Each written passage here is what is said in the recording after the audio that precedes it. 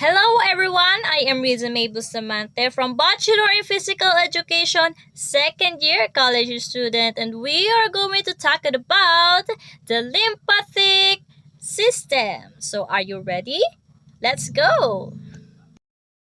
So everyone, what is lymphatic system?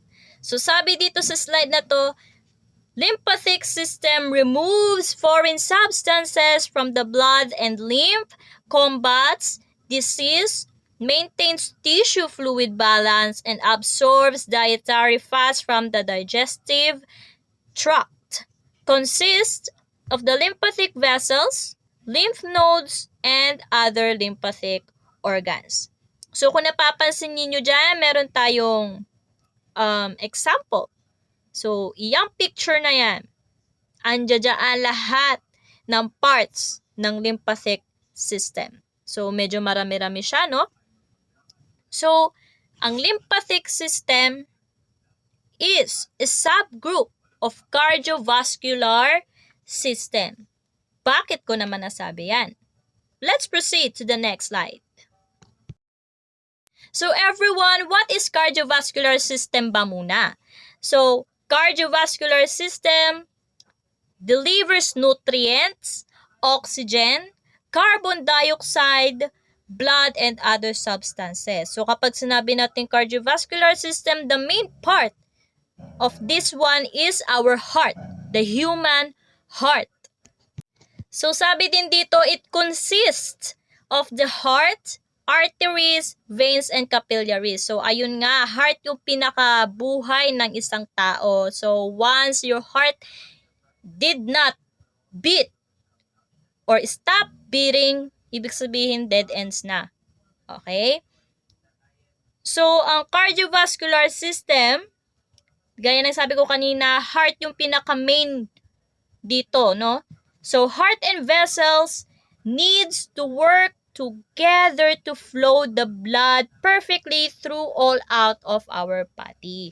So, kailangan ang puso pala at ang ating vessels, kailangan nilang magtrabaho, kailangan nilang mag-isa, no? Para mapa-circulate ang dugo sa ating katawan from head to toe. So now, let's proceed to the first part of the lymphatic system. So the first part will be the thymus or the thymus gland. So what is thymus gland? It is the organ primarily responsible for the production and maturation of cells. So as you can see sa picture, is matatagpuan siya dito, no? Ang ating thymus gland. So ang thymus gland natin, meron din dito mga small lymphocytes that protect the body or that protect our body against the foreign antigens. So, meron din pala dito mga maliliit na lymphocytes kung saan pinoprotektahan ng ating katawan sa mga foreign antigens. So, ano-ano ba yung foreign antigens na yan, ma'am? Ano-ano ba yan? Sakit ba yan? Virus ba yan? Bacteria ba yan? Ano ba yung antigens na yan? Foreign antigens na yan? Ano ba yan? So, andi dito. Meron ako ditong ginat down. So, when we say foreign antigens, this is the parts or substances produced by virus. So, tama ka nang iniisip. Kung naisip mo to, tama ka. This is bacteria. This is a virus. Okay? So, example. Meron ako ditong dalawang example. Una, bacteria or bulate sa tiyan. So, hindi ka tao kung wala kang bulate sa tiyan, di ba? Lahat ng tao may bulate sa tiyan. Tama yan. So, kapag ka may bulate ka sa tiyan, foreign antigens na yan. While this thymus gland helps us to protect our body para hindi kumalat itong si bulate sa ating buong katawan. Imagine ninyo, kung titingnan ninyo itong picture na to, the thymus gland is napakaliit lang. Tapos dito pa siya banda. No? So, ang work ni thymus gland kung meron kang bulate sa tiyan, i-stack na lang yan sa tiyan. No? Hindi siya po pwedeng kumalat sa buo nating katawan. Okay. Next one, snake venom. Once na natuklaw ka ng ahas, 'di ba? Depende pa yan sa ahas kung mataas ang ano niyan, kung mataas ang venom niyan. Ano ba sa Tagalog 'yon? No, basta meron doon. So ginagawa natin kung saan tayo tinuklaw ng ahas is doon mo tatalian. Halimbawa dito ako tinuklaw. For example, ako tinuklaw ako ng ahas din dito.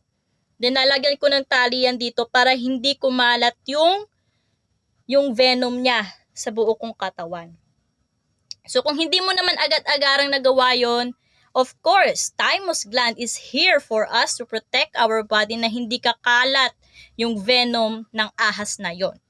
Okay? So iyon po yung examples ng foreign antigens.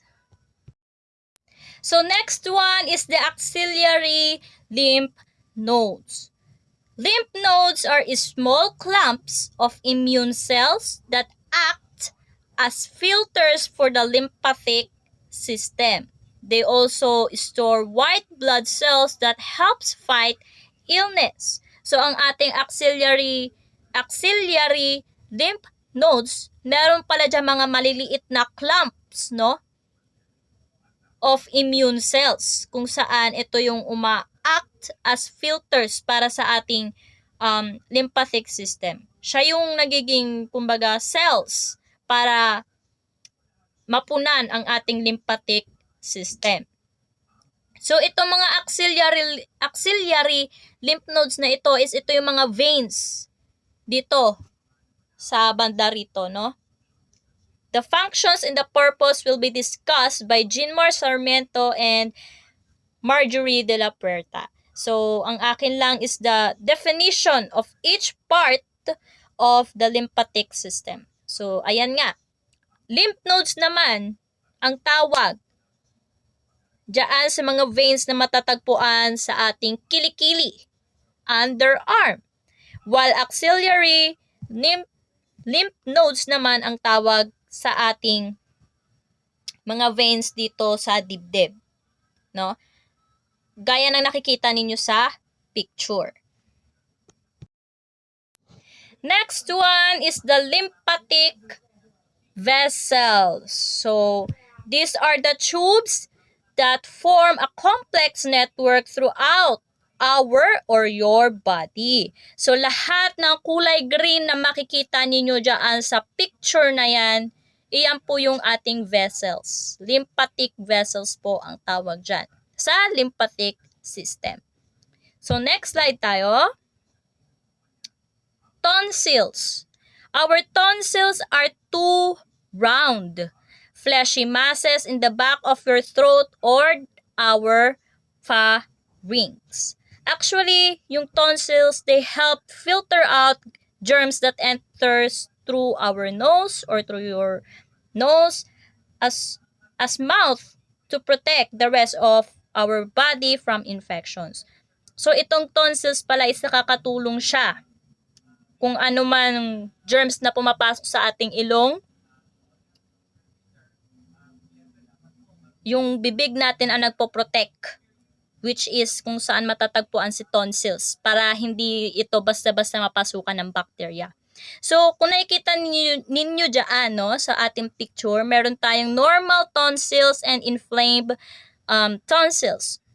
So, kapag ka-normal tonsils, kung napapansin ninyo, syempre maliit lang yung dalawang bilog sa ating bibig doon sa dulo ng ating tongue or dila. Ang tawag po doon ay normal tonsils. Once na iyong tonsil na yan lumaki, it is inflamed tonsils. Next one is the cervical lymph nodes. May axillary lymph nodes tayo, may lymph nodes na rin tayo, and of course, we have a cervical lymph nodes. When we say cervical, gaya ng sa nervous system natin na report, yung cervical lymph nodes is dito siya, sa leeg. Okay, dito sa bandang leeg natin. Okay, so cervical lymph nodes daw po, these are the small nodes or glands in the neck. So the lymphatic system is a network organs and tissues that help supports immunity. So alam nyo ba, may trivia ako dito. The trivia in cervical lymph nodes, swelling in the neck may indicate a nervy infection or other health conditions. So ano-ano ba yung mga health conditions na yan? So, meron tayong ditong tinatawag na common causes of swollen cervical lymph nodes. Meron tayong 6. Nandiyan dyan yung ear infection, tuberculosis, tonsillitis, scalp infections, the common cold, and the strep throat. So, yung pamamawis pala natin sa leeg, pwede pala yon maging cause ng 6 na yon. So, be careful with your health and protect your body as well. Next one is the mammary plexus. This is also called a mammary gland. Milk-producing gland characteristic of all female mammals and present in a rudimentary and generally non-functional form in males. So, alam naman natin ito, no? Ito yung daluyan ng gatas kapag ang isang nanay ay nagpapadede ng kanyang anak or ng kanyang sanggol, no? Mammary gland din siya kung tawagin. So, sa mga boys dyan, huwag kayong OA because sa aming mga babae lang po ito. No? So, kapag nagbubuntis or nagdadalang tao ang isang babae, lumalaki yung kanilang hinaharap kasi nag-iipon na ito ng gatas for the baby. No? Kasi hindi naman po pwedeng botehin agad or botehin agad. No? So, kailangan munang ma-absorb ni baby yung milk ni mommy. But breastfeeding is helpful kasi 1 to 4 months na pagbe-breastfeed ng mother sa kanyang baby is healthy pa. So, okay pa yon. Nakakatulong pa sa paglaki, sa kalusugan ng baby. But, after 5 months and the row, hindi na po pwede. No? Kasi syempre, mauubos na din yung milk sa dibdib ni mommy, sa hinaharap ni mommy. So, pag 5 months na yung baby pataas, doon na siya magbabattle. Kapag 1 to 4 months, it helps the baby to grow healthier at ng maayos. So, ang mammary plexus po is para na din siyang mammary gland kung saan nandito po ang gatas or gatasan ng isang nanay. So, sa mga lalaki, uulitin ko, huwag kayong OA because hindi gagana ito sa inyo. Generally, non-functional form in males. Only for the female mammals only. Mapababaing tao man yan or hayop. No? So, doon lang gagana si mammary plexus. Okay, let's proceed to the next slide. We have the thoracic duct. So, kung nakikita ninyo dyan sa thoracic duct na picture, mag-focus na lang kayo dyan sa thoracic duct, no? And the rest one, hindi naman na siya include. So, may dalawa tayong thoracic duct dyan. So, bago natin siyang i-explain, let's proceed to the definition muna. So, the thoracic duct is to transport lymph back into the circulatory system. So, kung napapansin ninyo, dalawa yung thoracic duct sa aking picture na ipinakita sa inyo. So, meron dito sa may bandang leeg and meron din sa abdominal part, no, ng ating katawan. So, si thoracic duct, siya yung nagta-transport ng lymph back pabalik sa ating circulatory system. Kumbaga, sa isang tao, may tumakas, pero itong gwardiya na huli siya, binalik siya ngayon doon. Parang ganun yung trabaho ni thoracic duct. Now, let's proceed to the spleen. So, ang spleen, it is a fist size. Ano ba yung fist? Ito. So, ganito siya kalaki. Depende pa yan sa tao. Kung gaano kalaki yung kamao nila. So, para rin siyang heart, no? Kung ganito kalaki yung kamao mo, ganito rin kalaki yung heart mo. Also, your spleen. So, a fist-sized organ found in the upper left side of your abdomen, next to your stomach and behind your left ribs. So, kapain nyo na yung mga spleen nyo dyan, no? Kung saan ba siya matatagpuan. But, I have a trivia in this spleen. You know what? Spleen is an important part of your immune system, but you can survive without it. So if you are going to analyze that question, important si spleen sa ating katawan, but you or we can still survive no matter we have or we haven't spleen in our body. I want you to answer that. Okay? So mabubuhay pa rin naman pala tayo kung wala tayong spleen sa katawan natin. Mabubuhay rin tayo kung may spleen tayo sa katawan natin. Pero important siya. How's that possible, no? Hindi ko siya alam kung paano sasagutin. It's a trivia. But what do you think, no? I want your reaction for that question. So, I hope you're watching this video very well because at the end of this discussion, we have a short quiz. Now, this spleen. This is because the liver can take over many of the spleen's functions. Binigyan ko na kayo ng clue. Gaya ng sabi ko kanina, hindi ko alam kung paano siya i-explain. But, I still have the answer in my notes, no? Sa tanong na yon. Then, kung sino man sa inyo ang makakakuha ng, hindi naman exact, kasi alam ko wala namang makapagbigay sa akin ng exact answer. No, just your opinion lang naman. Walang tama or maling sagot dito. Mabubuhay ka, wala ka mang spleen, or meron ka mang spleen sa katawan mo. Okay?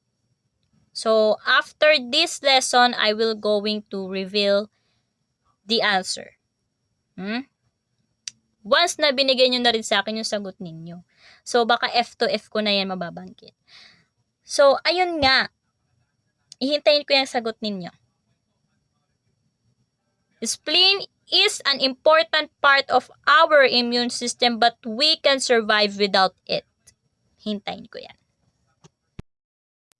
Next one, wag na natin itong patagalin pa. Next one is the inguinal lymph node. So matatagpuan siya kumbaga sa singit natin, no?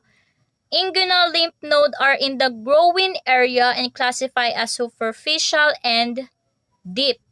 Kapag sinabi natin superficial, ibig sabihin nito, dinidescribe niya yung position. Yung position, ha? When we say classify, superficial, it describes a position. While the deep describes a position farther from the surface of the body. So kapag sinabi natin superficial, ito yung dinidescribe niya yung position. While the deep, ito naman yung nag-describe ng position kung gaano siya kalapit o kalayo sa ating surface ng katawan.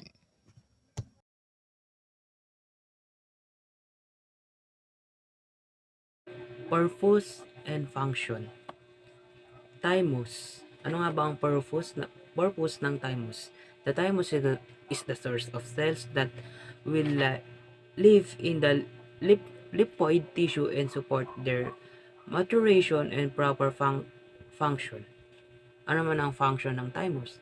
Thymus makes white blood cells called T lymphocyte. They are also called T cell. These are an important part of the body immune system which is help to fight infection. Axillary lymph nodes. to defend against foreign particles, provide immunity against microorganisms, and return excess interstitial fluid back to the systemic circulation. Function naman niya, the function of the axillary lymph node like that at the rest of the lymphatic system. Lymphatic vessel. Together with the rest of the system, lymphatic vessel help maintain the body fluid balance, absorb that fat from the digestive tract, and provide immune defense against microorganism and disease. Ang function naman niya nito ay they transport and filter lymphatic fluid from your body cells and tissue.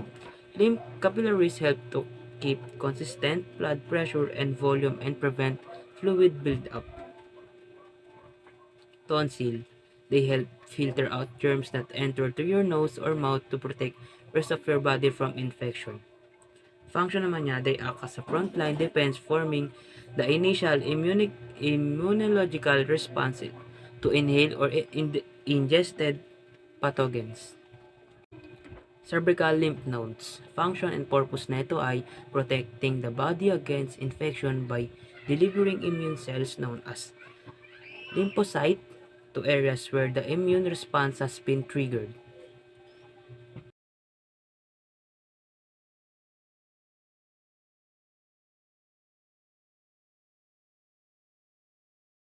Ang function ng mammary plexus, ito ay isang network ng mga blood vessels sa mga suso ng kababaihan.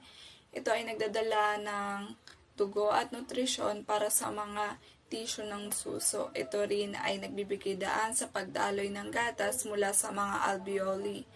Gayun din, ito ay may papel sa pag-alis sa mga metabolic waste products mula sa suso.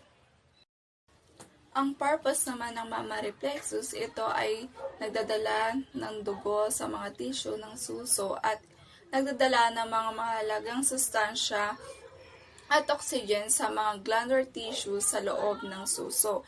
Ito ay nagpapakilos ng mga mammary glands na nagpapabukas ng mga milk ducts upang maging handa sa pagpapakain ng sanggol.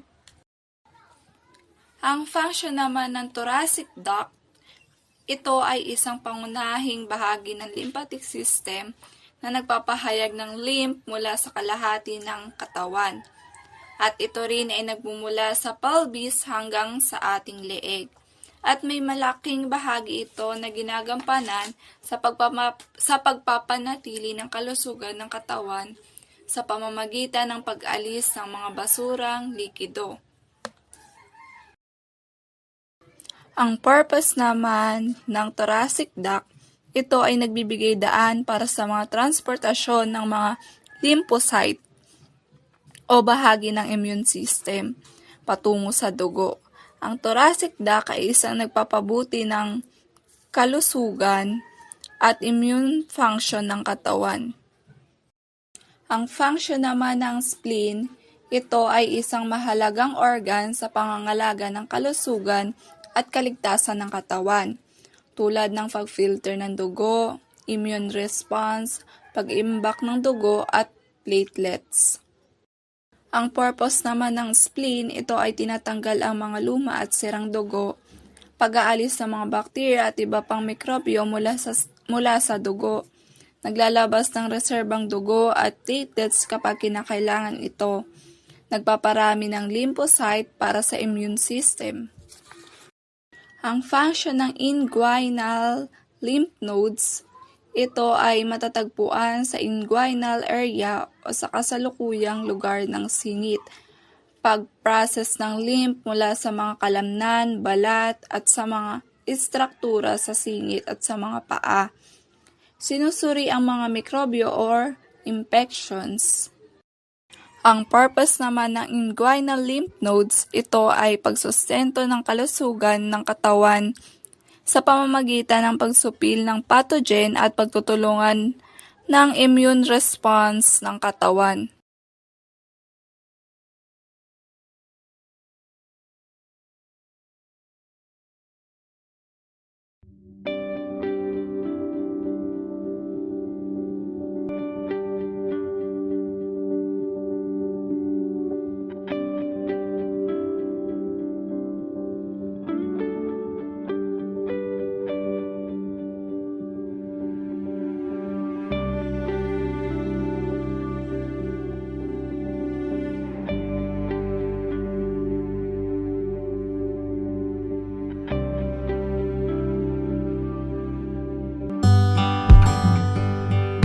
As you inhale, bend your knees and slowly bring your legs all the way up.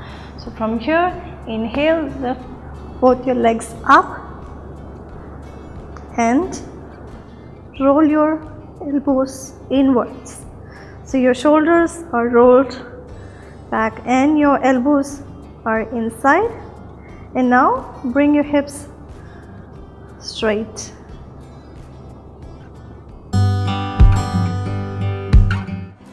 Just drop onto your elbows and stay at this level. If you can't go beyond this level, it's perfectly fine to stay at this level. And for those of you who can go back, completely go down and stretch your hands back. Interlock your fingers and stay here for as long as you're comfortable staying, or for a minimum of 5 deep breaths. Begin to sit with a straight back and keep your soles of your feet together and interlock your fingers onto your toes and begin to flap your thighs. So this helps in opening your tightness in your groins and your hips. Make sure your breath is really normal. To intensify the stretch in your groins, pull your feet closer to your pelvis and begin to flap for a couple of times.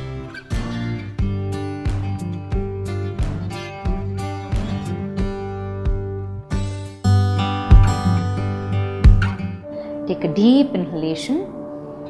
Block your right nostril with your right thumb and exhale completely on the left. I will begin on the left side, inhaling Om 1, Om 2, Om 3, Om 4. Hold your breath, block both your nostrils to 16 counts.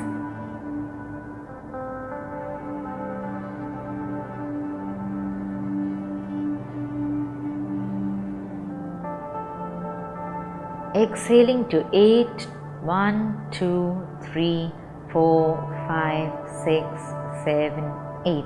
Now inhale on your right, Om 1, Om 2, Om 3, Om 4. Hold 2, 3, 4, 5, 6, 7, 8, 9, 10, 11, 12, 13, 14, 15, 16.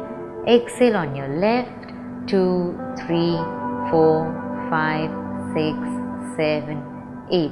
This completes one round. Every time you exhale from the left, you take it as one round and you do a minimum of 6 rounds like this.